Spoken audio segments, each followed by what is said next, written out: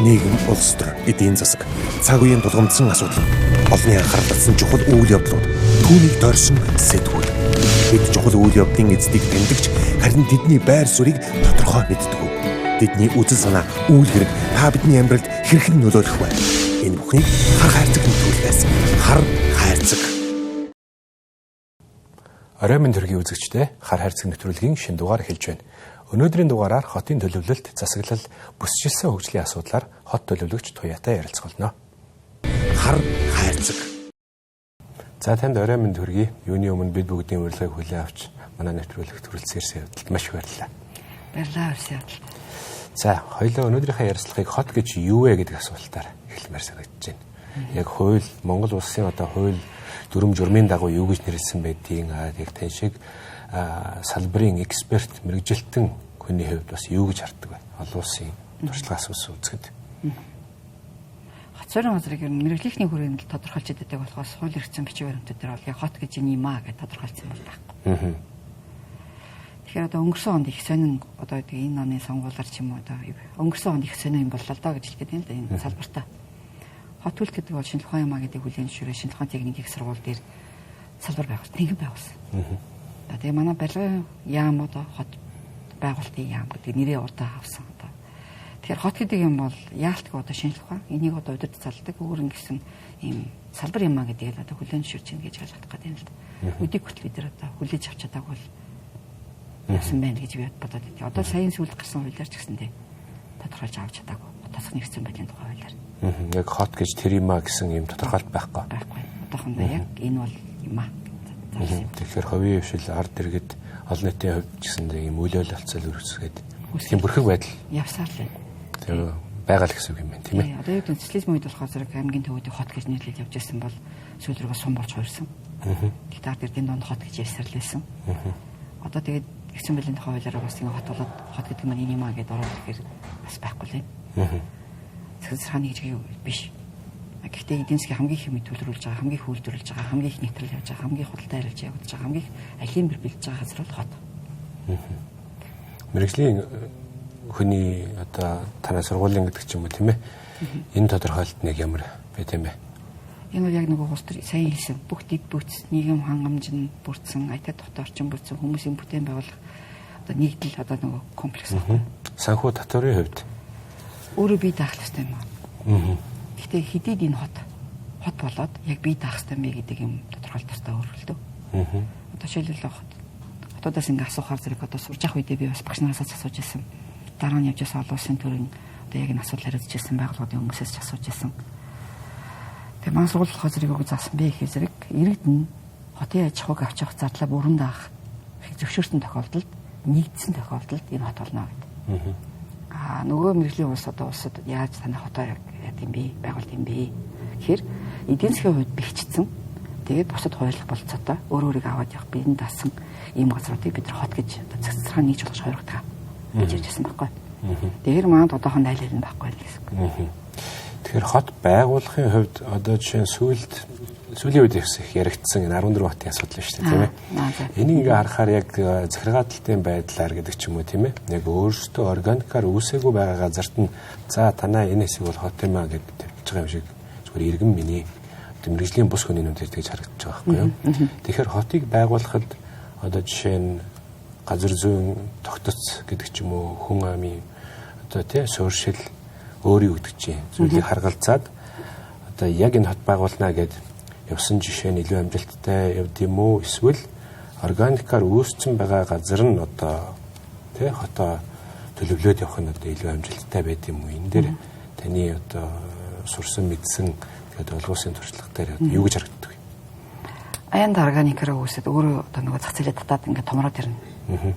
Одоо Чикаго гэж голын хажууд тэгээд дээрэс нь дэлхийн нэгдүгээр дайны дараа бүх одоо нөгөө дайнаас эргэж ирсэн хүмүүс тэнд төлөр тэндл нөгөө нэг бомб ажиллаж байсан тэндл төмөр зам байж байсан тэнд бүх юм дэд бүтсэн байсан учраас тэнд компани төлөрсөн тэнд одоо нөгөө ажлын байр нэмэгдсэн ингээл хэлсэн. Ийм ямар том тэлтэн дотор ч гэсэн хот өөрийнх нь газрыг ингэж зах замраагүй тэлээгүүлдэ Чикаго яг төлөлтөөр ингэж хилээд төлөлтөө явсан. За энэ ямар одоо нөгөө цэцэрхааны удирдлагаар явцсан бэ гэхээр зэрэг тэнд каунти буюу одоо манайхаар бол сум одоо маань одоо Ламатраа үед бол нийслэл гэдэг энэ цэцэрхааны хийж байсан. Тэгээ ингээд хот өөрөг ингээ үүсэж байгаа энэ хоёрын хооронд хил заагтай.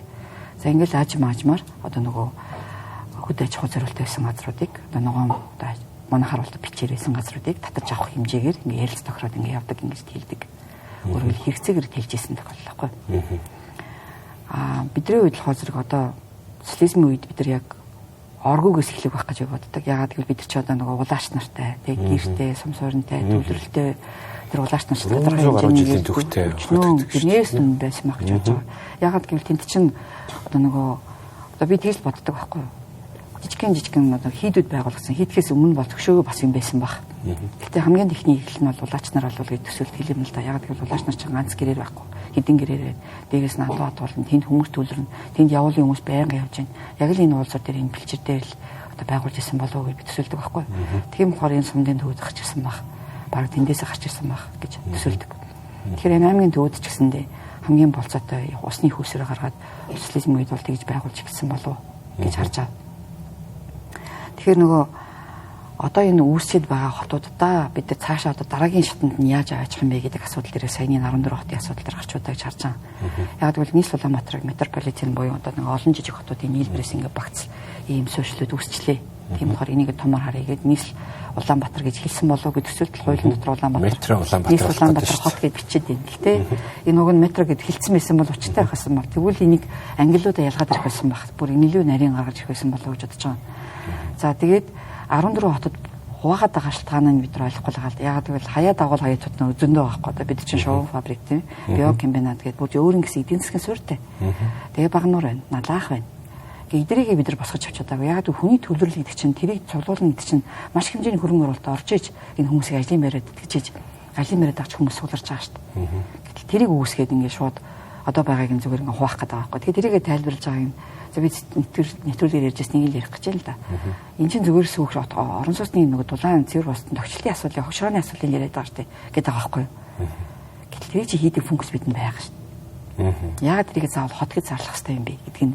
Тэгээ энийг дөрөвтэй тайлбарлаж хэрэгтэй байхгүй. Яагаад дүүргүүд нь энийг ажиллуулж чадахгүй, хороод нэг зохион байгуулахгүй. Яагаад аж ахуй нэгж байгуулах гэдэг юм бол тэгвэл аж ахуй нэгж байгуул тэнд байгаа аж ахуй нэгжүүдийг яг гаргаж өгөх юм. Яагаад гэвэл дүүргүүдийн нийтлэл гэж байгаа шүү дээ. Орон сууцны контор гэж байгаа. Их ярих юм бол бид хорголуудыг бэхжүүлэх, сөөхүүд гэж бүр бэхжүүлэх хэрэгтэй байгаа. Яагаад эдрийг бэхжүүлэх асуудлыг ярихгүйгээр цааш нэм систем өсөх гэдэг байгааг нь ойлгохгүй байхгүй. Тийм огцон мөрчлөлт. Энэ огцон мөрчлийн ард бол их том асуудал гарч ирж байгаа. Яг хоо таны авсан мэдээлэлээр бас тийм ингэж ярьсан байна ус. Надтай ярилцсан хүмүүс одоо тийм энэ хуулийн цаана байсан ч юм уу тийм дэмжиж байгаа ус төч шийдвэр гаргагч нар бас юу гэж ярьж байгаа гэхээр нэгдүгээр яхахгүй таны сайн ярьсан энэ үйлчлэгийг ойртуулахын асуудлууд байна тийм ээ. Тэгвэл ягаад дүүргүүд энийг өөрөө хийчих болохгүй байгаа юм тийм. Дүүргийг хот гэж нэрлэхээр л одоо энэ юм шийдвэрлэгч юм шиг тийм ээ. Нэгдүгээр асуудал. Хоёрдугаар асуудал нь болохоор хот байгуулагдсанаар төрийн албан хаагчдыг одоо тоог бууруулах боломжтой болно гэж гарч бас нэг юм тайлбар гаргаад байгаа хэрэг. Тэгэхээр энэ дээр давс юу гэж бодож байна. Заавал хот болгочхоор нөгөө нэг дүүрэгт ажиллаж байгаа албан одоо хаагчдын тоо буурах гэдэг юм. Эсвэл хот байгуулчаад зарим нэг хороо баг гэдэг ч юм уу тэрийг бас авч явах гэдэг юм гэж ойлгож байна. Засгийн цааны ижир бол үндсэн хуулиар бол энэ чинь байгаа штэ. Бид нар яаж ялах гэдэг нэг зүйл байгаа. Ямар үүрэгтэй байх юм. Хотод ингээд үсэд ирэхээр ямар хөвтэй үүргэслагын ярихаар саяны хогшрооны асуудал яриад нөгөөх нь удирдлага ярих гэдэг шүү дээ.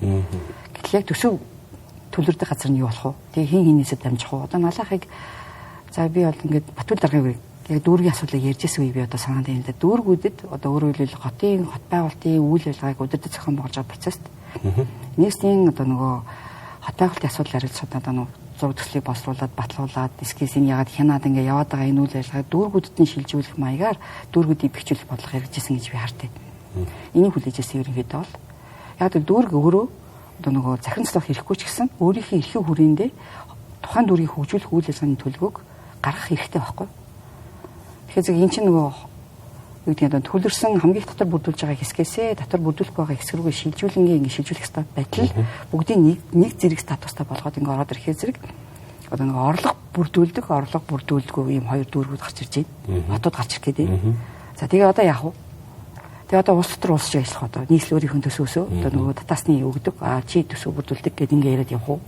Их сони болох гэдэг байгаа байхгүй юу? Тий. Тэгэхээр яг улсын хурал дээр төсвийн хилцүүлэг болоход гардаг тэр маргаанууд одоо хот дээр яг гарч эхлэх гэдэг шүү дээ тийм ээ. Цаарал гэж гарч ирнэ. Төсөв огон хот өөрөө төсөв бүрдүүлэх хэрэгтэй. Тухайн хот. Гэтэл энийг зүгээр хогшрооны асуудал ярих гэдэг бол энэ өөрөө аж ахуйн нэгжид ажиллана. Үнэхээр хот шиг хот гаргаж ирэх гэвэл энийг бэхжүүлэх хэрэгтэй. Тэгэхээр бидэнд одоо бүтэц байгаад байхад ягаад одоо шинэ угсрах гэдэг юм бэ? Шинээр угсарж ийн гэдэг чинь зүгээр хүмүүсийн яриад байгаа шиг бичиг баримтын ганцхан өөрчлөлт биш шүү дээ. Энд чинь дахиад хин дүрвэлээ гарах уу? Хинээс хүсэлт авах уу? Тэр хурлыг яаж зохион байгуулах уу? Одоо яг энэ хотод ажиллаад байгаа энэ яарамтайгаа энэ том аппарат задрах гэдэг юм уу? Яах вэ? Айгүй ойлгомжтой дээр бас нэг ийм аппаратууд үүснэ. Тий. Үүсэж эхлэх болно. Яг одоо дотроо ярилцсан. Яг энэ чинь одоо энэ хууль дотор чинь сонгуул гэдэг юм оролцсон байгаа шүү дээ. Зөвлөл сонгоно гэдэг. Сонгуулийн хууль нь байхгүй сонгуул гэдэг юм. Сонгуул яаж явуулах вэ гэдэг процесс нь энэ хуулинд орсон байгаа. Тэгэнгүүтээ нөгөө сонгож авсан захирагч маань бидний одоо сонгуулиар бас дахиад захираг сонгохдоо. Гэхдээ ямар хуулиар юм бүү мэд тэр нь бид тодорхойгүй. А гэхдээ тэр захирагч маань өөрөө дахиад хороолын захирагчийг сонгох гэдэг байгаа байхгүй. Үгүй бүр ойлгомжгүй болчихж байгаа байхгүй. Яагаад ийм шинэ процесс хийж байгаа юм бэ? Яагаад гэвэл одоо хүртэл 20-30 жил ажиллах гад тохиргоог нь хийх гэдэг ингээ оролдоод ирсэн систем ээ. Улам сайжруулад ингээ явах хэрэгтэй байтал шийдвэр ингээ төвлөрчөд байгаа төвлөрлийн задлах гээд байгаа бол огцом ингээ хийх үү? Бид ч одоо нэг юуны зах зээл рүү шилжих гэж ингээ амар огцом мэрэгт хийгээд нэг бүр бонтоо утгаа үздэй. Тэрийг харчаад одоо тэрийг босгох гэж одоо ойлголтоо өөрчлөх гэж бүр болорч штэ энэ чинь. Одоо тэгээд арай гэж нэг юм төлөвшөөд ингээд нэг юм болоод ирэхэд дахиад хотыг сонгох гэдэг байхгүй. Би нэг ойлгохгүй. За бас нэг өөр нэг хотын тухай нэг том асуудал байдаг наадаг. Магадгүй салбарын хүмүүс бас хоёр хуваагддаг гэж магадгүй. Ямар ч байсан манай одоо хөгжлийн салбарын хүмүүс нэр хоёр хуваагдсан явж идэг. Тэрний юм гэхээр Улаанбаатар хот төлөвлөлт угаасаа анханасаа муу байснаас хэрэгжүүлэлт нь өөрөө буруу байснаас болоод энэ хотод одоо нэгэн өнгөрсөн бид нар нүүх хэрэгтэй гэдэг нэг хүмүүс байгаад гэтэл нөгөө нэг хүмүүс нь бол энийг авраад энийгээ одоо энд нь айтайхан болгох боломж байна гэж хардаг. Та аль талд нь ямар байр суурьтай байдаг вэ? Би авраад эндээ үлдэх ёстой л гэсэн бодолтой байдаг. Яагаад гэдгийг ч юу. Тэгээ ямар асуудлуудыг нь яаж шийдэх гэдэг дээр хайлаас төлөрч яриас. Манай бүх хотуудын нэг суур асуудал байгаа. Бид нар удирдлагаа хийж чадахгүй байгаа. Тэр нь газрын асуудал байхгүй. Орон зай зохион байгуулах арга одоохондоо суралцаагүй. Орон зайн дээр зохион байгуулалт буруу байснаас болоод хоорондын одоо өмчийн одоо эрхүүд эзэмшлийн эрхүүд үйлчлэл хөрөнгийн өмчүүд ингээ үүсээд эхэлсэн. Энэ маргааныг шийдэж сураагүй ижиж бид нар цааш нь газар очоод яг энэ аргаараа ажиллана гэвэл болохгүй. Хайл адилхан Улаанбаатар үсгэл. Яг бид нар тий энэ хотыг байгуулах үйл ажиллагаанд оролцох талууд ер нь ямар үүрэгтэй юм бэ гэдгийг гаргаагүй. Дээрээс нь энийг орон зай зохион байгуулах хэдхэн шугамын асуудлыг шийдээгүй. За тэгээд энийг төлөвлөгөөг нь босруулж эхлэегүй. Тэгээ маргааныг хэрхэн тасалж авах вэ гэдэг асуудлаа шийдээгүй. За өнөөдөр ингээд одоо инфил гэдэг дээ. Одоо нэг хотыг одоо дүүргэж нэвтрүүлэх тэр ажиллагааг зах самбараагүй явуулсан. Тэгээ тэрнээс нь үүсээд одоо нэг газрын үлдсэн жижиг одоо дэлгэрүүдээр оршин суугчд болон тэдний хооронд гацсан маргааныг зохицуулах аргач олоог байгаа гэж бид нар тэрийг шинжилж чадаагүй шүү дээ. Тэгээд шинийг ярин гэвэл уучлаарай хэлэх гэдэг юм л да. Яг тэгэл одоо байгааг удирдах чадаагүй тэрний аргыг ивийг олоогүй тэрнээсээ юун дээр алдаад байгаа гэдэг дүнэлтээ ийг үйчиж цааш нараа руу одоо байгаа хууль эрх зүйн одоо байгаа дүрмийн өрөөнд ирвэл бурууднаа. Тэгэхээр энийг бол бид нар маш сайн сургамж авч байгаа газар гэж үзээд эсэргээрээ бүр харин одоо нэг юу гэдэг вүлээ асуудал тулгарч байгаа тэрийг туулаад гарах хэрэгтэй болчиход байна.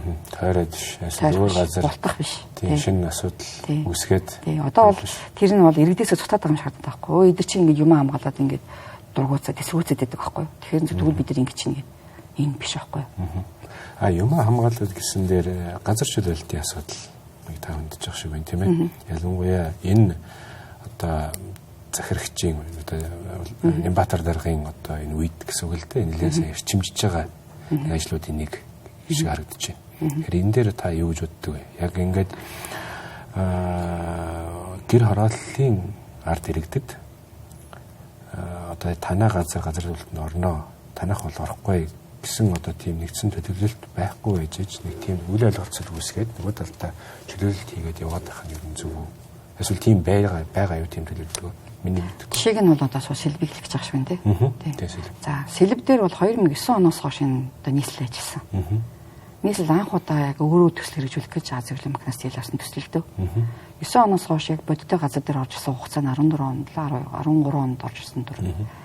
За тэгээд энэ газрын эзэдийн бүлгийг байгуулад яагаад гэвэл нэг хотыг шинжилэл явагдах гэж байна маш том масштабаар. Тэгэхээр энэ дээр яг газрын өмчийн эзэд байхгүй одоо нэг эзэмшиж байгаа биш, ашиглаж байгаа биш, өмчилж байгаа хүмүүс байхгүй. Тэгээ тэр нийт газрын чинь одоо 33% нь одоо ойролцоогоор 28-аас 33% байдаг газар зам сүлж байна. Тэгээ тэрээс бусд нь газрын эзэдийн газар байхгүй.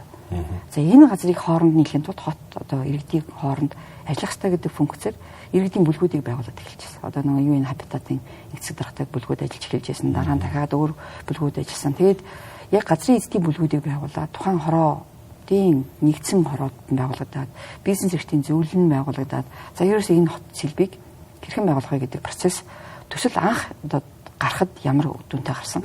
Дараа нь төслийн явцад тэр бүлгүүдийг байгуулад ирэхэд явсан. Яг шугам шүжээ тавиад ирэхэд хүмүүсийн шийдвэр яаж өөрчлөгдөж ирсэн. За одоо шугам шүжээ тавиад дуустал гэхэд яаж өөрчлөгдөж байгаа гэдгийг процесс ингэ явж итэл тас дээрээ ерөөсөө бүгдийг шийдлэнэ гэж байгаа байхгүй. Тэгэхээр манай дахин төлтийн тухай хууль 15 онд батлагдсан. Энэ төсөлд 9 онд тэгсэн.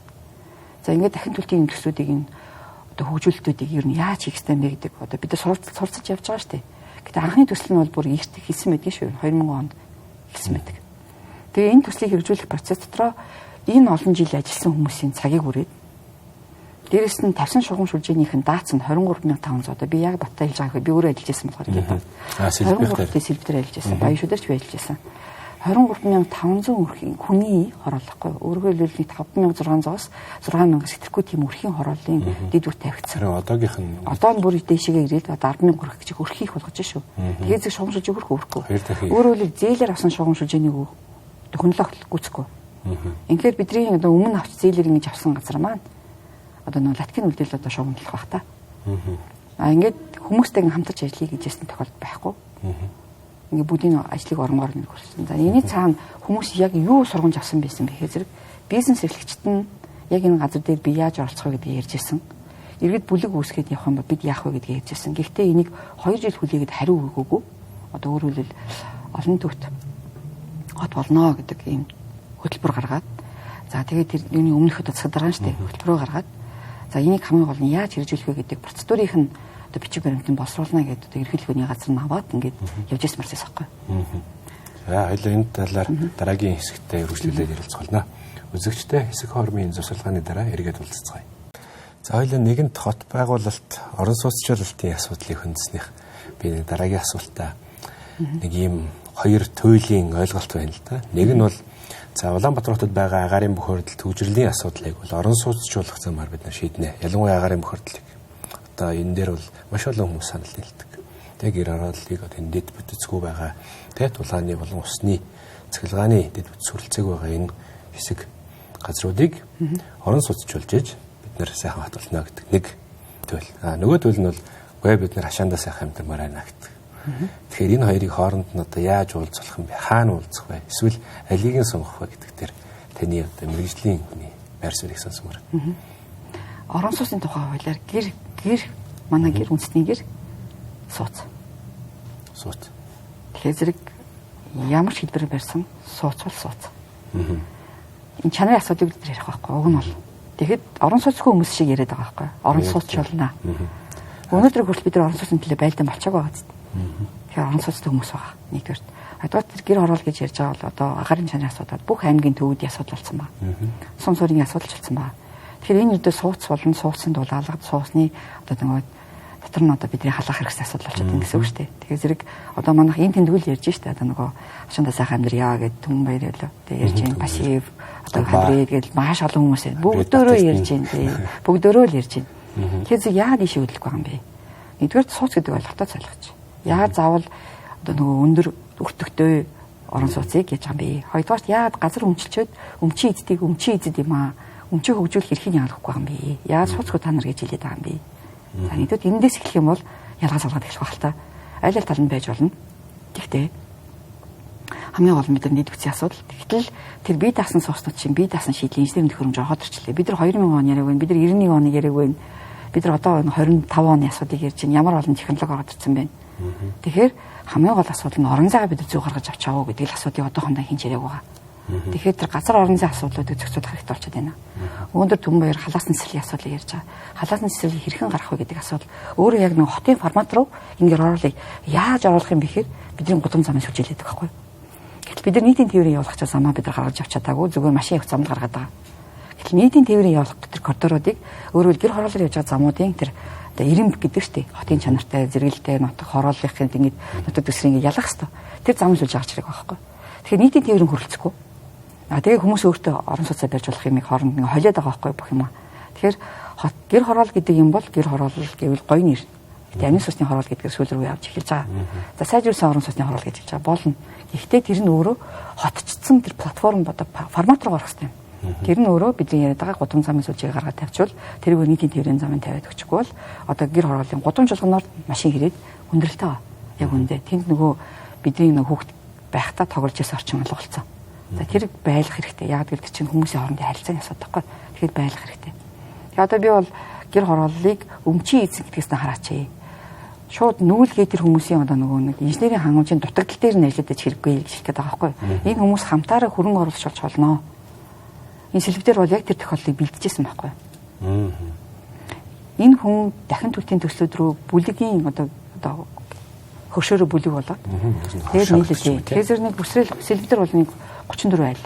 Баян шундын 22 айл нийлээл 2 газар бүрдүүлж өөрөөр хэлбэл 30% нь усын мэдийн газар л да гудамж. Гэхдээ тэр бол дунд нь өгөөдөд үүсгэн зориулж байгаа газар. Тэр энэ газар дээр гэрээ хийгдээд хүмүүс нийлээд за бид одоо дахин төлтийг одоо хөгжүүлэхэд бэлэн байна гэдгээ зарлах юм бол тэрийг нь багцлаад зарлах хэрэгтэй. За тэгээд хот энэ хоёр хоорондоо газрын эзэдтэй. Нэг нь газрын эзэн нөгөөх нь нийслэлийн газар. Энэ хоёр нийлээд хөрөнгө оруулалт тодорхойлж болох хэрэгтэй байтал. Үгүй ээ. Хот би өөрөө бүгдийг мэднэ гэдэг байгаа байхгүй. Тэгээд харах гэдэг. Тэгээрсэн зэрэг газрын өмчийн эзэд яагаад нийлээд хөрөнгө оруулж болж хоёрдгүй юм бэ? Тэр бүр тэр функц ерөөсөө яригдахгүй байхгүй. Энийг айгүй амархан хийж болох гэдэг. Одоо яг тэр төрний хэлсэн нөгөө дахин төлтийн төсөлтийн хүрээнд бидний 3 цэгдэд дарах юм бол энийг хийж чадах юм байна.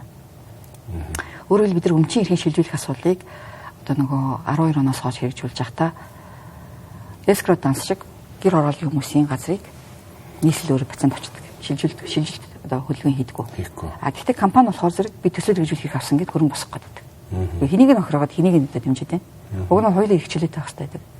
Тэгэхээр зэрэг газрын эзэдтэй гэдэг натрат болон газрын алба. За тэгээд өмчийн бүртгэлийн газар 3 газарт л салаалахад энэ 3 дээр дарахад л бид нар одоо хүмүүс оролцоод нүүж болдог, явж болдог. Тэр гэрээг л борлуулах эрхийн нөхцөл бол бид нар болох байсан байхгүй. Тэр гэрээний нөхцөлийг зөвшөөрсөн хүнд орж ирнэ. Гэрийн өөрөө бацаалбар байж болно. Өнөөдөр гэр хорооллын газрыг бацаалаад өөрийнхөө өдөр тутмын хүүхдийн сургуулийн төлбөрийг хийж байгаа хүмүүсийн их олон юмыг бид нар их нь хаачих гэдэг байгаа байхгүй. Хааж ирсэн. Тэгээ яг юу хөдөлгөөд ямар дэмжлэгтэй хүмүүсийн одоо саналыг одоо дэмжлэг болгоод явах вэ гэдгээс биш. Хүнтэйгээ харьцахгүй байх юм бол бид нар асуудыг тодорхойлж байгаа байхгүй. Тийм. Яг өнөөдөр яг тийм асуудлаас болоод байна гэж харж байгаа. За мэдээж орон сууцчлалт за дахин төлөвлөлтийн цаана одоо үндсэн дэд бүтцийн асуудлууд бол байнга өндөгддөг тийм ээ. Тэгээ эрчим хүч дулаан усны. Тэгэхээр энийг одоо одоогийн байдлаар бол мэдээж Улаанбаатар хотын магадгүй 60% нах шиг байна. Гэр хорооллын ерөнхий яг эзэлж байгаа тэр одоо газрынх нь хуваар нь авч үзвэл тийм ээ. Тэнд бол мэдээж өрөх боломжгүй. Тэгээ хөрвүүлээ гэхэд амжиргааных нь хувьд одоо тэрийг нь төлөх үйц зах зээлийн зарчим дээр суулгаад төлөх үйц одоо тийм амжиргаатай айл өрхөөс үнэндээ алга. Тэгвэл яг энийг одоо яаж шийдэх вэ? Таны одоо өмнө хэрэгжүүлж исэн сая олон төслүүд ярьлаа. Тэр Азийн хөгжлийн банкны орлогод нэгдсэн орон сууцчлалтын төслүүд бас байх шиг лээ. Тэгэхээр энэ дээр яг ямар гаргалгаа байна вэ? Хоёр янзын одоо төслийг би 2000 оноос хойш хэрэгжүүлж үзсэн. Яг Азийн хөгжлийн банкны төсөлтөө. Нэг нь хорцог цоошин газар дэд бүтцүүлээд арилжаанд оруулаад тэгээд цуцыг хангах. Тэр нь хозрог нөгөө газар өмчлөхөөс өмнөх асуудалгүй. Нөгөөх нь болохоор зэрэг сая гандан буюу 14 онд гудамжлалын хүрээнд би гандангийн 55 газар дээр 958 эдгээр газар дээр хүмүүсийн бүлгийг байгуулад тэгээд саяны ярьсан өөрөө чи ярьж байгаа яг айл хүртэл улс хөрөнгө оруулалт хийгээд хаа хүртэл гудамжны бүлэг хийгээд оролцоод хаа хүртэл яг би хувь хүнээрээ өмч одоо энэ шугамшилж барих вэ гэдэг энэ ялгааг нь гаргаж өгчсэн байхгүй. Тэр хүмүүс юу хийсэн гэж маш ойлгомжтой үлээж авсан дэрийг. Тэгээд тэд нар хүмүүс юу гэсэн бэ гэхээр тэр бидний нийлж байгаа тэр гудамжны одоо хөрөнгө тэр одоо нэг ерөнхий гудамж одоо шугамнаас салаад гудамж руу орж байгаа шугамынхаа өртгийг бид хамтдаа төлөхдөө бид нар ингэ төлнө гэдэг тоглоом нөрөнд тогтоо хийгээд тэгээд бидэрт хамгийн гол нь энэ гол шугамыг бидний байшин барих гэж байгаа тэр зардалтай хамт зээлийн өгчөөч гэж болсон байхгүй. Орон сууцны зээлийн нэг хэсэг болгоод өгчөөч. Тэгтээ тийш хөдлөөгөө. Хөдөөгүй гэдэг нь одоо нөгөө санхүүгийн асуудлыг шийдэж байгаа бол гэсэн. Нийслэр бид нар хандчихсан. Гэтэ банктайгаа яригсан. Банк нь хас банк байсан. Хас банк дээр бидний хүмүүсийн чадварыг судалж үзчихсэн бас.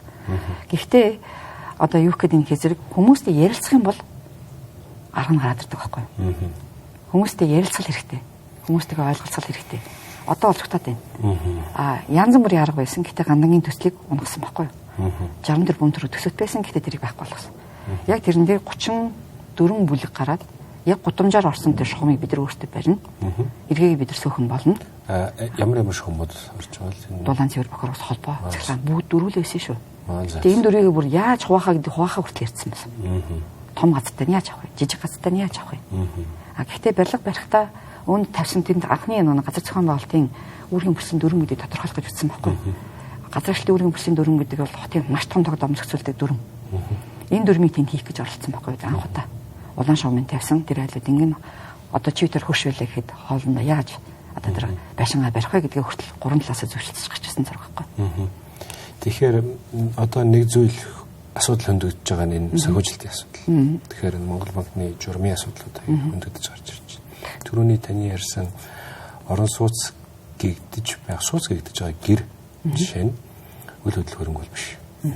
Ихэнх байшингууд бас үйл хөдлөх хөрөнгө биш гэж хардаг. Монгол одоо банкны одоо зээлийн журмаар бол. Тийм учраас үйл хөдлөхийн барьцаалбар гарахгүй, үйл хөдлөхийн зээл гарахгүй. Буюу одоо урт хугацааны зээлүүд гарахгүй. Дандаа нэг хэрэглээнийх юм шиг зээлүүд гарна. Сайжруулъя, засъя, шинээр авъя гэхээр. Тэгэхээр энэ дээр та бас дахиад нэг зүйл хэлсэн байгаа нь гандангийн айлуудын жишээнээр бол тийм ээ. Газар дээрх одоо битцээс гадна доор байгаа юунуудаа бас давхар барьцаалбарт одоо оруулаад яг ийм жишээ нь олон улсад байдаг л жишээ юу. Энэ бол ер нь бол ийм эрүүл газрыг бид нар газрыг нийлүүлдэг. Хотод бол заавал дид бүтцтэй газрыг л өгдөг. Яагаад гэвэл зэрэг хөрсний бохирдол, агаарын бохирдлын асуудал чинь орчиж байгаа. Тэгэхээр дид бүтцсэн газрыг л үл хөдөлгөөнгийн өмчин бүтгэж эхэлдэг л процесс. Манайх тэр байдаг. Шууд өгч. Одоо бид араас нь яваад байгаа байхгүй. Нэгэнтээ өгсөн учраас араас явж байгаа учраас бид нар зүгээр хашаандаа сайхан амжирах гэдэг оролдож байж болохгүй. Бид нар яг бүтэц зохион байгуулалтыг хийх хэрэгтэй. Замын сүлжээг. Тэгээд яг дид бүтцүүлээд тэнд 0-ыг хянамаар байгаа байхгүй. Би даас 0 байсан ч зөв технологиор хиймээр байна. Тэр хөрс бохирдуулж болохгүй. Энд тийм шивтрийн асуудал байгаа. За утааны асуудал. Тэн дээр категори тавьх хэрэгтэй. Тэнд ийм л түшгэрэл гэдэг. Нэг бол ингэж дулаасан байх хэрэгтэй гэж зөвлөгөөг нөх хэрэгтэй байгаа байхгүй. Гэтэл манайх ч сайн дурын юу те. Тэгээд дээрэс нь одоо жижиг ямны суц байх юм бол тэнд ямар ч хяналт байхгүй. Өөрөөр хэлбэл хотын үйлчлэгээ дид бүтцтэй их газараа бүр суур тавихаас нүсэл зургийн эскиз хийхээс нүсэлийг яндаад тэгээд улсын комист авдаг ийм процесстэй бол гэр оролт юм байна. Тэгэхээр банкуч чинь зөв шүү дээ. Найдвартай урт хугацаанд ажиллах юм л өгөх гэдэг шүү дээ. Тэгэхээр энэ хоёрыг уулзч чадахгүй шүү дээ. Тэгээд энийг яаж уулзах вэ? Энийг төлөвлөж чаддаг нь яаж нийцүүлэх вэ? Тэгээд хотын сонирхол яг юу юм бэ? Эрүүл аюулгүй орчин байх хэрэгтэй. Эрүүл аюулгүй болохын төлөө бид яг юу хийх хэрэгтэй юм бэ? Байлдах уу? Нэг бол ярилцах уу? Ийм л юм болоод байна л да. Таны бодлоор ер нь өнгөрсөн жилүүдэд за 30 гаруй жил гэж ярил тийм ээ. Ардчилсан одоо зах зээлийн зарчим одоо энэ замаар явж ирснээс хойш энэ жилүүдэд яг иргэдтэйгээ ярилцаад хамтын шийдвэр гаргаж ирсэн яг ийм жишээ тохиолдол юм байд юм уу? Яг байгуулалтын асуудал төр. Одоо сүүлд ингээ харж хамгийн сүүлийн жишээ түүцний асуудал. Энийг жишээ нь одоо түүцний сүүл гаргасан ярилцлагуудаар харж байхад бол түүцний эзэдүүдтэй болох ярилцааг бол шийдвэр байх шиг байна. Түүцийг өгн зөвшөөрөл авч байгаа шүү дээ. Тэр чинь зөвшөөрөлтэй үеийн хүмүүс байхгүй. Тэгээ зөвшөөрлөө өгчхөд тэрийг болж шүү. Нэг бол тэр хүмүүсийг нүүлэх юм уу? Энд чи яагаад болж байгаа юм бэ гэдгийг тайлбарлах. За тэгээд энэ хүмүүсийн орлогын асуудал байна. Энд чинь нөгөө нийгмийн эдийн засгийн нөлөөлөл заавал үздэг дээ. Тийм байхгүй гэж шийдэд байгаа байхгүй. Тэр нь л аяг болсон байл. Нөгөө эдхок гэдэг бол огцсон юм шийдэл гарч байгаа. Гат усны буудлыг өөрчлөлтөө тэгслээ. Гэхдээ тэндээсээ сургамж авалгүй дахиад түүцийг хийлээ. Одоо тэгээд 14 хотыг гинт зарлаа. Энэ 14 хотын хуулийг өөрчлөж гэсэндээ яг хууль процессын журмаараа хилцэглэгүй болсон хууль гэж бид нар харж байгаа. Яг барилгын яам ч гэсэн оролцоод тун багтай энэ асуудлын том өрхтэй гарсан. За тийм сайн жишээ байна уу? Таны одоо мэдж байгаа. За би өөрөө хэрэгжилсэн дээр хийгээрэй л да. Тэр сайн муугийн маш олон жишээ харуулсан. За 100 модод би төсөл хэрэгжүүлж байсан. 100 модод би 4 газар 136 айлыг 200 м2-тай дид бүтцээр бүрэн хангасан газрыг нийлүүлэх гээд яг нөгөө газрын тухай хууль шинжлэж явах үедээ төсөлд орж ирсэн байхгүй. Орон сууцны санхүүжилтийн төсөл. Тэр санхүүжилтийн бий болох механизм бий болгоод дээр нь дахиад үйл хөрхийг яаж бий болох вэ гэдэг хоёр секшнтэй юм бол секцэд орж ирсэн. Тэгээд тэр газар дээр анхны дуудлага худалдаа хийжсэн байхгүй бид нар. Тэгэхээр тэр шугамшил тэр анхны гарсан хуулинд л тэр доор тавьсан дид бүтцийн өртгийг нөхөх 1 м квадратын юм гарааг байхгүй тэр хуулиндаа. Ингээд бороо эргээд эхэлсэн байхгүй. Хууль гарсан, газрын үнийн ингэсэн. Газрын үнээр нь зарах гэхээр зэрэг нөгөө оруулсан хөрөнгө оруулалт нь давж ядад дид бүтцийн өрнөд давдаг. Гэхдээ дуудах худалдаа хийгээд 100 мод иргэдэд өгөөд за ингээд ямар ч гэсэн 4 газарт 100 үедээ айлтай. Өнөөдөр ч гэсэн зарим айлын барьж амжаагүй зарим бариад эхэлсэн. Тэгээ Төв аймаг бол энэ дэр маш зохион байгуулалттай. Төв аймагаас маш их сурах юм ихтэй байна. Ягаад гэвэл ийм газрыг яаж хөгжүүлэхэ гэдэг процессыг эдрэг бүрэн дүүр хийсэн байхгүй. Дараа нь говьтад хийсэн. Ямар сургамж авсан бэ гэхээр 4 шууд ид бүтцүүлээд зарж болдгоо юм байна. Тэгвэл бид нар үндсэн их усрын тавиад 2 гудамжийг тавиад эргэлтэнд оруулаад оруулсан хөрөнгө оруулалтаас нь шугамшуулжийг тотох юм бол аймагаас төсөв нэмж хийгээд ингэсээр байгаад одоо 8 газрын 188 айлын орон сууцны хуралыг говьтай байгуулсан байдаг байхгүй. Гэтэ одоо хүртэл энэ замын тавиагүй, товчлол нэгдэггүй зүгээр байшин байгаад байгаа байхгүй. Нэг тийм асуудалтай. Тэгэхээр зэрэг энэ эргэлтэн оролцоод ирэх нэг тийм асуудалтай. Дайрэгтэр бид нар болохоор зэрэг яг одоо байгаа 112 айлыг 46 айлын шинэ орон сууцны хурал гэх одоо хотын мэдлийн байгаа газрыг 46-ны эдгээр газарт орон сууц болгоно гэхдээ эргэн тойрны 112 айлыг холбоо гэдэг нь оруулсан. Тэр бол бидэрт юусэн нөгөө одоо байгаа орон сууцны фондыг л эргэлтэн дахиж эргэлтэнд оруулж одоо зээлийн системээр оруулах гэж оролж ирсэн болохоос биш яг амны сууцны зээл өгч эхлэх байсан. Тийм хэмжээний амны орон сууцны зах зээл ч үүсэх байсан. Тэгэхээр тэр айлууд зээл өгөөд эхлэхэ болоогүй. Гэхдээ шугамшилж 50 айл холбохоос нааш шугамшилж гэж авахгүй гэд усав одоо аткаас гэжсэн тийм тохиолдол. Гэхдээ иргэдэн тэр шугамшилжийг зохион байгуулж явах процесс 4 хэсэгт одоо баруун бүс, хойд бүс, зүүн талын бүс нь тийм ингээд 4 бүст хуваажгаад баруун бүсийн аяж зогсооход зүүн бүсийнхэн хуралдаж байгаад хоорондоо ярилцдаг тийм л систем тогтож ирсэн байхгүй.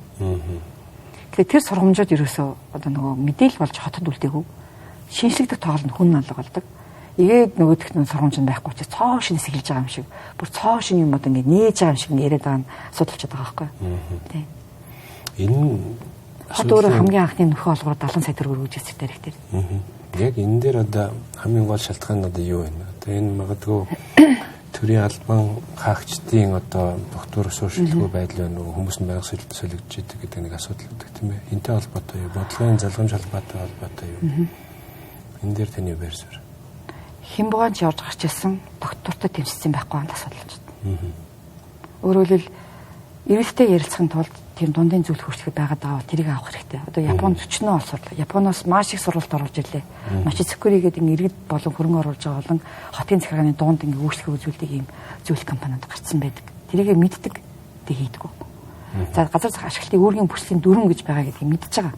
14 оноос хойш дүрм босруулсан хийгдэггүй явж байгаа.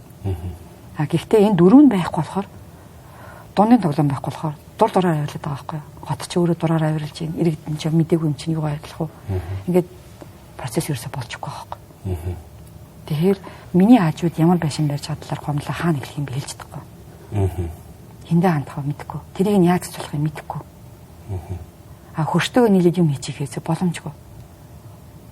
Энэ бахан төгжтэй. За энэ хэсгийнхаа ярилцлагыг би таны одоо байр суурь ялангуяа энэ одоо шинээр байгуулагдаж байгаа хотуудын тухай сонсомоор байна. Тийм ээ.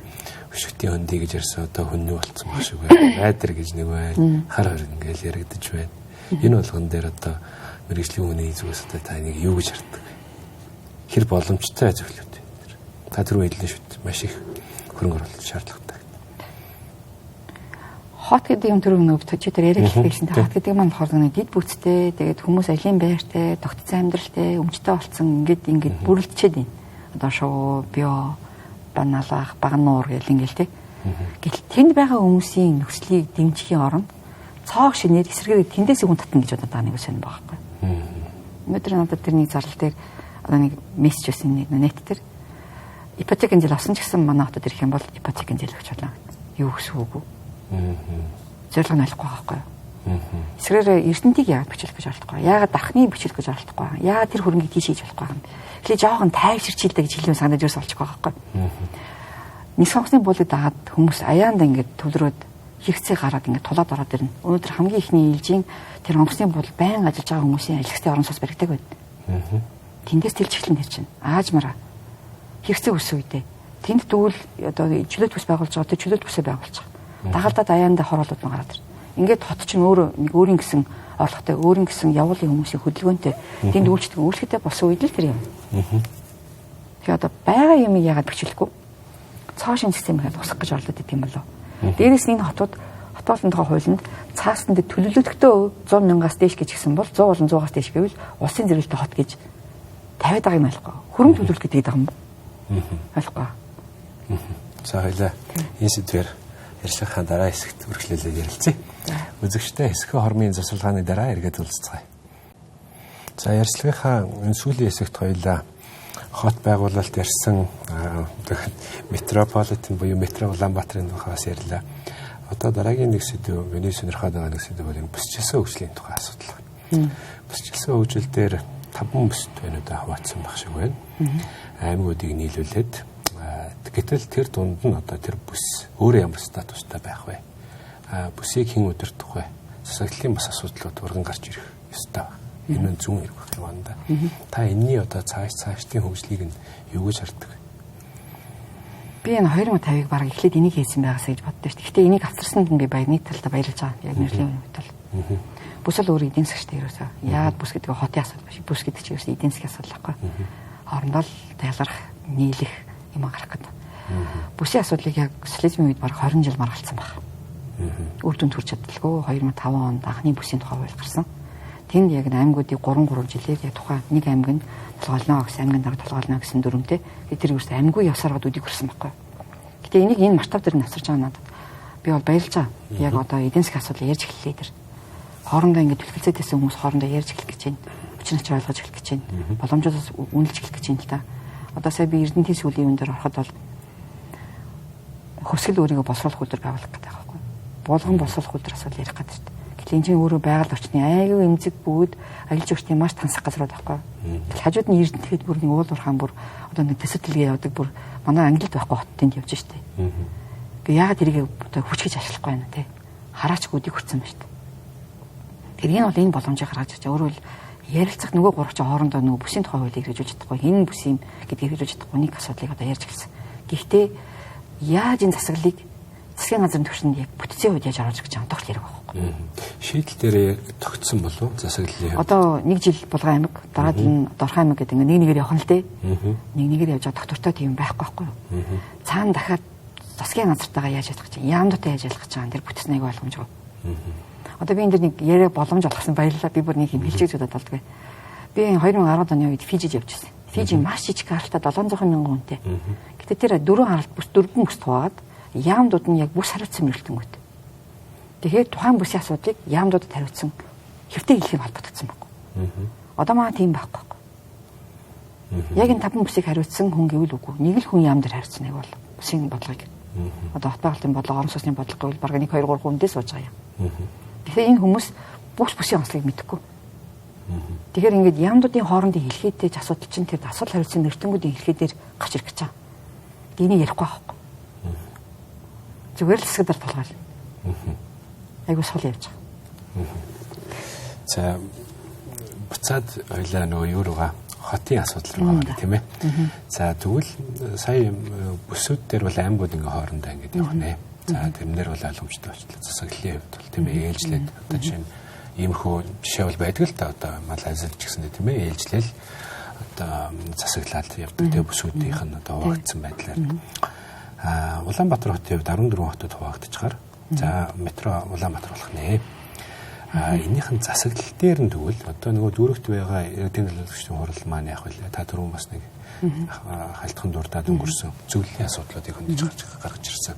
Энэ маань яг ямар өөр хөрөлтэй юм бүтэц шинээр гараад ирв гэдэг дээр та мэдээлэл өгч. За зөвлөлийг сонгох үүрэгтэй л яваад байгаа. Гэтэ одоо ингээд тэр нөгөө хуулийн уншихаа зэрэг иргэдийн төлөөлөлт тавхтаа зэрэг гадарч байгаа шаардж байгаа байхгүй. Хороонд ч бас нэг юм баа. Тэгээ дүүргүүдтэй ч нэг юм баа шүү иргэдийн төлөөлөгч тавхтаа. Тэгээ энэ зөвлөл хоорондоо яг ажиллах ингээд нөгөө орон сууцны контролоор нөхөр одоо нөгөө хөрөнгө оруулалтын шийдвэр рүү гарахгүй юм уу? Над ийм хэрэгтэй ингээд гуугаа явах гэдэг юм уу? Тийм дүр зургтай хүн харагдаад байгаа. Тэр зөвлөл бахад зарчаад шийдэх гэдэг байгаа байхгүй. Засаг даргын ажлыг аймгийн эрдэнэ хурал шийддэг шиг хорооны засаг даргын ажлыг одоо дүүргийн хорооны засаг даргын ажлыг дүүргийн эрдэнэ хурлыг мэддэгтэй адилхан яг тийм бүтцтэй. Зарагчаа зөвлөл нь одоо нөгөө үйл ажиллагааг нь хянаад тэгээд одоо томилол ингээд явах гэдэг баг. Одоо сонгон зарагчийг сонгоно шүү. Тэний тийм хүмүүст явах гэдэг. Гэхдээ одоо эрдэнэтэд энэ том асуудал үүсэх гэдэг юм. Одоо дархан ч адилхан. Аймгийн засаг дарга, сумын засаг дарга, дээрээс нь хотын Тэгээ гуруулаа нэг аймаг дээрээ. Газрын асуудал дээр болохоор зэрэг аймгийн садрага инженерийн дэвтгчтэй газрыг олгоод тэрийг бүтэж одоо нэг төлөвийг батлаад явдаг. Савын садрага гэр хорооллын асуудлыг ингээ хөөжлөх гээд явдаг. Ингээ хуваацаа. Одоо нийслэл ч гэсэн тийм байсан шүү дээ. Одоо садрага болохоор зэрэг инженерийн шоун шүүжээтэй газруудаа дүүргүүд болохоор гэр хорооллын асуудал. Ингээд энэ хоёрыг хуваац. Одоо нөгөө. Тэгээ одоо тэрийг одоо яах гэж байна ойлгомжгүй. Тэгэхээр тэр хууль нь одоо явж байгаа байхгүй. Хотоохлын тухай хууль, газрын тухай хуулийн шинжилэл, барилгын тухай хуулийн шинжилэл одоо явагдчихна. Тэгээ тэр хууль нь яаж суулгах гэж байгаа юм бол тэрүүгээр шийдэгдэн гэдэг байгаа байхгүй. Гэтэл тэрийн цааш дахиад өөр асуудал, иргэдийн асуудал байна шүү дээ. Тэгэхээр энэ айгу ойлгомжгүй бүтц яваад байгаа. Уг нь бол дүүргүүдийн дэргэд яг тухайн асуудлыг шийдсэн комиссод өгөн байгууллагууд бол захидралт хажууд нь мэргэжлийн зөвлөлт хэрэгтэй болчиход байгаа. Тэргээ байгуулад явах юм бол цагийн газрын асуудлаар өмчийн асуудлыг зохицуулчихна. Хотын дүрм гэдэг юмыг байгуулчих юм бол тэр дүрм дотор чинь дүүргүүдийн өөрсдийнхөө онцлог юм аваад явчих тийм боломж өгнө байсан. Таны саяны ярьсан за хотынхыг төр алгасаад Эрдэнэт дархны хувьд ялангуяа их юм нэг онцгой жишээлтэй тийм ээ. Тэрний ярьснаар Дархуул аймгийн Дархан сум, Орхон аймгийн Баян өндөр сум тэсэрний Эрдэнэт хот. Ингээд гурван өөр юм статустай яг үнэхээр яг ийм одоо түлхэлцэл гэдэг юм уу та тийм ээ. Тэрэнд стресс бол үүсдэг. Энэ одоо гурван одоо бүтцийн дунд бол. Тэгэхээр хот байгуулалтын одоо мэрэгжилтэн хүний хувьд энийг одоо яаж шийдвэрлэх вэ? Бид нар одоо магадгүй одоо тэр хуулийн төсөл явж байгаа бол салбарын хүмүүсийн зөвлөгөө өгч байгаа. Тэгээ энэ дээр нь юу гэж зөвлөж байгаа вэ? Ер нь хотод яг нэг аж ахуй авч байгаа захираг шигний хүн. Тэрийг салах гэдэг юм гэж бодоо. Одоо нэг засаг дарга бүгд захирагч гэдэг нэртэй шүү дээ. Нэг нүрээр ингэж ойд тийш хараад байдаг. Захирагч салах гэдэг юм шиг байна. Захирагч гэдэг бол өстой доктортой байдаг, аж ахуй мэддэг. Доктортой хадгалж болохгүй. Хотын аж ахуй мэдчих хэрэгтэй байхгүй. Аж ахуйгаа одоо нөгөө нэг хотыг байгуулах үйл явцыг бүгдийг гэдэг зохион байгуулж байдаг хүн шүү дээ. Нөгөөх бол ус төрөхгүй. Энэ хоёрын ялгааг хийх гэж оролдоод ийм болчиход байгаа юм уу? Одоо би бүр ойлгохгүй байгаа шүү дээ. Тэ. Захирагч бол уг нь бол маш мэдлэлтэй. Нийслэлийн захирагчийн аюулын албыг засаг даргын аюулын аппарат хийгээд байгаа. Гэтэ тэр захирагчийн аюулын алба гэдэг нэрийг баг энэ хот дотор мэдэх болов. Тийм ээ. Тэгээ тэр функцийг бүрэн гаргаж ирэх гээд байгаа бол тэгвэл тэрийг тайлбарлах хэрэгтэй. Тэгвэл энэ жижиг хотуудын асуудал биш. Том асуудлаасаа ирээд дүүргүүдтэйгээ захиралцаад одоо байгаа тэр захирагчийн аюулын албаны үүрэг функцийг бэхжүүлэх хэрэгтэй байтал одоо бутаргаад аж ахуйг мэдгүй хүмүүс бүгдийн жижиг ингэ болгох гэж юм л да энэ. Тийм. Хэрвээ тэгж тэр үүднээс авч үзвэл. Ер нь бол одоо нөгөө засаг дарга бүгд гэх юм уустрыг захирч гэдэг бол үнэхээр яг аж ахуй. Бүх одоо нөгөө үйл ажиллагаанд оролцсон. Гэтэл өндөр захирч юу хийж байгаа лээ? Босон болоогүй нөгөө барьсан юм хүлээж аваад нөгөөдхийн алдааг нь саал ингэ гараад нараас нь одоо ухаад явж байгаа хүмүүс шүү дээ. Тэгсэн ерний хотыг сайхан болгосонгүй, гэрэлтэлгүй байсангүй, ноогож усангүй гэл хамгүй мөргөдөг ийм л хүмүүс байдаг. Уг нь бол захирч айлал бол хамгийн том дуу хоолойтой юу хүсэх гээд байгаагаа хотын иргэдийн дунд ажиллаж байдаг ийм л том аж ахуйн бүтцэлтэй. Хоёлаа ерөнхийдөө ярилцлагынхаа одоо ингээ харах юм бол хоёлаа орон сууцчлалт одоо засаглал хөгжлийн бодлого руу одоо хууль эрх зүйн орчинд бас жоох ороод явчихна. Бас нэг маш энгийн нэг ойлголтын тухай бас би танаас асуучмаар байна гэж бодогдлоо. Энэ л харахгүй одоо нийтийн тээвэр, зам тээврийн асуудал. Улаанбаатар шиг за одоо бараг 2-д дөгчиж магадгүй юм да. Яг аль биесны статистик нь сайн мэдэхгүй байна. Хамгийн сүүлчийн хавар 1.6, 1.8 сая гэдэг тоол явдаг тийм ээ байнга. Сүүлэрлийн шинжнэртэй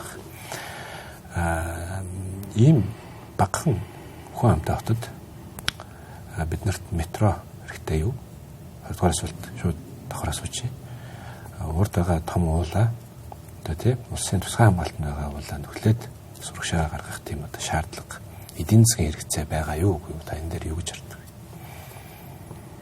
Метрог хоёр анзаар би одоо нөгөө том дэд бүтцийн хувьд бол би үүсэхгүй шүү дээ. Метро хэрэгтэй газар хэрэгтэй шүү дээ барьж байгаа. Гэхдээ метроны өнөөдрийн автобусны буудлуудыг ингээ хараад үзэхэд яг зорилттой хэр хүрэх гэж байгаа юм болоо гэмээр.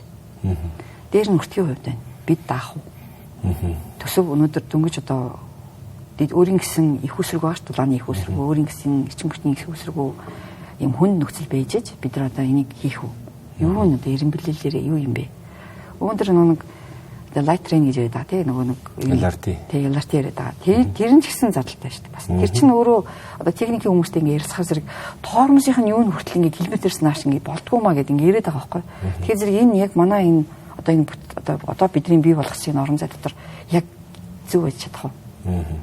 Эсвэргээрээ бидэрт одоо нөгөө нэг трам нэрхтэй юм байна. Тэгээ трамвай нэрхтэй юм. Шаал өөр асуу бид нар ярих гэдэг шүү дээ. Бас нэг төслийн гэж байна.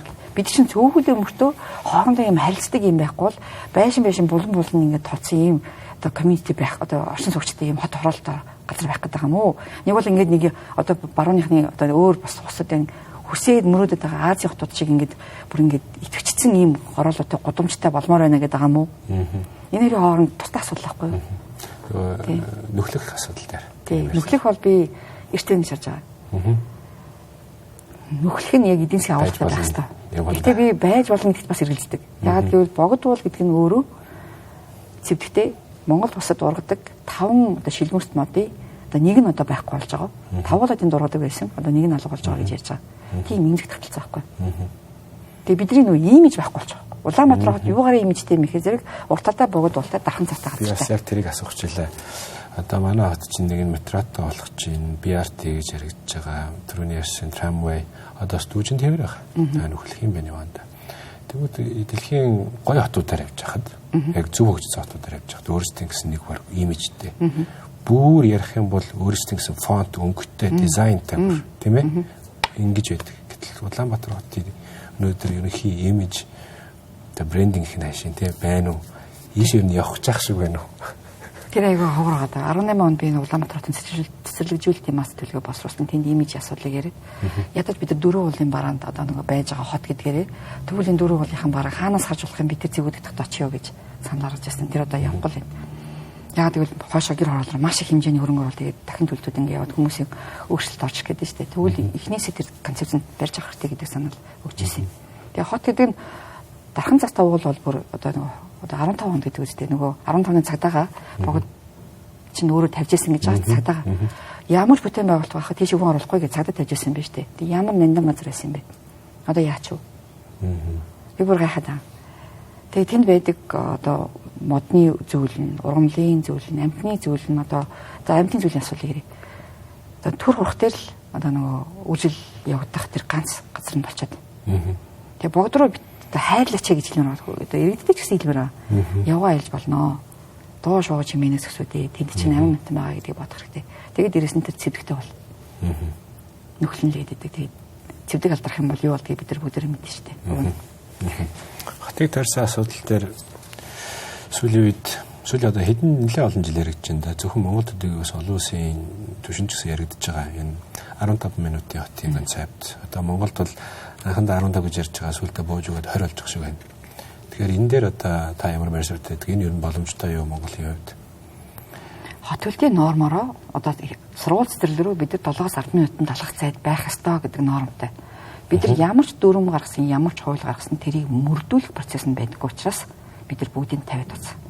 Дүрм байна. Цаасан дээр бичигдсэн юм байна. Гэхдээ дүрмийг мөрдөн гэдэг юм байхгүй. Тэр дүрм байдаг гэдгийг нийтэд ойлгуулах процесс явагддаг. Өөрөөр иргэдтэйгээ дахиад ярилцахгүй гэсэн.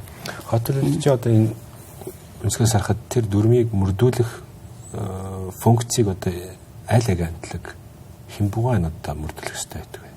Монголд одоо байгаа өнөөгийн нөхцөл байдал дээр яг эсвэл шинээр одоо бүтэц гарч ирэх хэрэгтэй юм. Эсвэл соёлын асуудал. Мөрдүүлэх гээд айгүй өндөр зарлаар явдаг байхгүй. Тэгэхээр зөвхөн дэд бүтцийн асуудал дээр л одоо шугам хяналт тавиад хот байгуултыг. Уг нь хот байгуулалтын ажиллагаа бол тэнд байшингийн доор байгаа одоо ургаад байгаа модыг тариулах. Тэр байшин чи бидэнд хэрэгтэй шүү дээ. Тэр байшингийн дээврээс усгаа очих бол бидэнд хэрэгтэй байна уг нь. Яагаад гэвэл одоо дээврийн зардал улсын төсөөс гарч байгаа. Одоо хотын төсөөс татвараас гардаг шүү дээ. Тэгвэл тэр дээврт мод ургаад байвал тэр модыг тариулдаг. Одоо тэр барилгын ашиглалт гэж нэг юм байна. Барилга байшин бариулахад нь тусалдаг нэг юм байна. Энэ функц бүгдөө хот дээр л байж байгаа. Тэгэхээр энэ функцийг бий болгоход хоорондоо ярилцдаг, хяндаг, иргэдийг өөрийг хяндаг процессор оруулж ирдэг. Ийм процесс одоохондоо бидэнд бүрэлдэг байна. Эсрэгээр мэрэгжлийн хяналт гэж ганц газар байсныг одоо байхгүй болгоцсон. Сайдын доорч гэсэн мэрэгжлийн хяналт нь юу гэж сайдаа хянах гэдэг юм уу? Нэг бол яг гэж юм бол ойлгомжгүй тийм байх штэ. За эцэст нь би нэг зүйлийг асуумаар та сая хяналтын тухай одоо ярьлаа тийм ээ. Хяналт. За дээрэс нь нэмээд иргэдийн оролцооны тухай. Бүхэл улс төрч одоо бүхэл одоо энэ одоо хотын төлөө цовинж байгаа хүмүүсийн тэнд байнга л ярьдаг. Иргэдийн маань оролцоо өөрөө чухал байна. Хяналт нь өөрөө чухал байна гэдэг. Тэгэхээр яг салбарын үнийн хувьд та манай үзэгчдэд зөвлөж өөрийн амьдарч байгаа одоо энэ оршин сууж байгаа энэ газар нутаг дээр за сум дүүрэг хороо хамаагүй ямар юм арга барилуд байна хяналт тогтоох Нэгдүгээрт, хоёрдугаарт нь өөрсдөө хөгжлийн төлөвлөгөөнд оролцох хамгийн энгийн аргууд бас та манай үзэгчдэд мэдээлэл өгөөч. За гэр хорооллын иргэдэд болохоор зэрэг гадна талд чинь барилга байшин барих гэж байгаа бол хөрш чинь би одоо эндээ барих гэсэн юм аа гэд одоо чамаас зөвлөгөө одоо юу яа мэдээлэл авах одоо юу гэдэг зөвшөлтсөл гэдээ чамаа гэдэг их юм бол тэрэн дээр хянамгаа хандж байгаарэ. За тэгээд одоо хөгжлийн асуудал ярьж байгаа хүмүүсээс битгий төвшөөгөөрэй. Цагаа гарах хэрэгтэй гэдэг. Цаг л гарах хэрэгтэй. Хэрвээ чиний одоо өмчийн асуудлыг ярих гэж байгаа бол та одоо ямар ч бас ирэх хэрэгтэй. Цагаа гарах. Яг гэвэл энэ ирээдүйд таны өмчийн асуудлыг ярих гэж байна. Өнөөдөр ярьж ах цагт нь болж ирэхгүй бол та хоцорсон байх шүү гэдэг юм. Орон сууцны хорооллууд болохоор зэрэг худалдаж авахдаа тоглоом талбай байна уу? Яг үнэхээр манай хороол аюулгүй юу? За тэгээд гацын асуудлыг шийдэж байшин асуудал биш шүү. Авах гэж байгаа байшингийн өргөөр харах гэж байгаа цонхны асуудал чинь биш шүү. Эсвэргээрээ энэ дотор чинь хөл хөдөлгөөн галын аюулгүй байна уу? Энэ хороол 2 галцтай юу? 3 галцтай юу? Энэ хороол ямар хороол юм бэ гэдгийг харж байгаарэ. За тэгээд юу гэдэг одоо нөгөө хажууд чинь байшин барих гэж байгаа пайл цалсан бол тэр нь уушаарэ, тэрийг нэгтлаарэ. Ер нь бол өөрийнхөө амьдрах орчны талаар яг энэ хотын захиргаа руу байн гоцчих хэрэгтэй шүү гэж хэлэх гээд байгаа. Тэр эрэлт ихсгэл юм бол буцаад хандж эхлэх бах та. За, үнэтэй цаг цагаа зарцуулсан бас манай нэвтрүүлэгт хүрэлцэн ирж мэдээлэл зөвлөгөө өгсөн танд маш их баярлалаа. Үзэгчдээ дараагийн дугаар уулзтлаа түр баяртай.